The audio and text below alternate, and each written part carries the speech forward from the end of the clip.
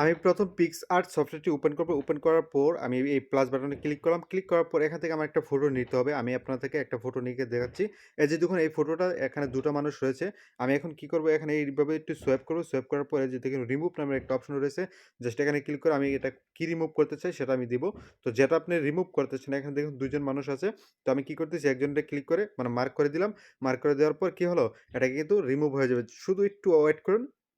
দেখুন এখানে ফটোটা কিন্তু চলে গেছে। এখানে যে ২ জন মানুষ ছিল সেটা কিন্তু এখন একেবারেই বোঝা যায় না। আর সম্পূর্ণ ফটোটা যদি দেখেন তাহলে কিন্তু আপনি বুঝতে পারবেন মানে এখানে কোনো কিছু ছিল কিনা। আপনি যদি চান এগুলা রিমুভ করে দেওয়ার জন্য দিতে পারবেন, কোনো সমস্যা নেই।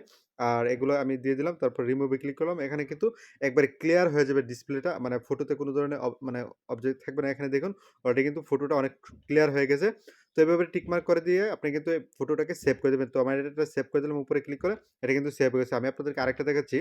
এই ফটোতে দেখুন কপালে কিন্তু একটু দাগ রয়েছে। আমি কি করব শেয়ার বাটনে ক্লিক করে সরাসরি পিক্সআর্ট সফটওয়্যার নিয়ে গেলাম। এই যে শেয়ার করে দিলাম। শেয়ার করার পর আমার ঠিক একই ইন্টারফেস আসবে। এখানে দেখুন আমরা কি করব আগের মতো এখানে রিমুভ এ ক্লিক করব। ক্লিক করার পরে আমরা কি করব একটু জুম করে এভাবে এখানে একটু সোয়াইপ করে মানে কালার করে দেব, প্রিন্ট করে দিলাম। দেওয়ার পরে এখানে রিমুভ এ ক্লিক করব। দেখুন দেখুন এখান থেকে কিন্তু চলে গেছে। তো হালকা রয়েছে, আপনি চাইলে এটাও রিমুভ করতে পারেন। এইভাবে ক্লিক করে আপনি যেকোনো অবজেক্ট যেকোনো কিছু রিমুভ করতে পারবেন এই সফটওয়্যারের মাধ্যমে। অনেক সুন্দর হয়ে যাবে। আপনার এখানে দেখুন এখন কিন্তু ফটোটা অনেক সুন্দর হয়ে গেছে। আগে ছিল ২ টা মানুষ, এখন একটা রিমুভ হয়ে গেছে। কালো দাগ ছিল সেটা কিন্তু রিমুভ হয়ে গেছে। তো যেকোনো অবজেক্ট আপনি কিন্তু এই সফটওয়্যারের মাধ্যমে রিমুভ করতে পারবেন। এখন কথা হলো এই সফটওয়্যারে কোনো সমস্যা হলে নিচে কমেন্ট করে জানাবেন।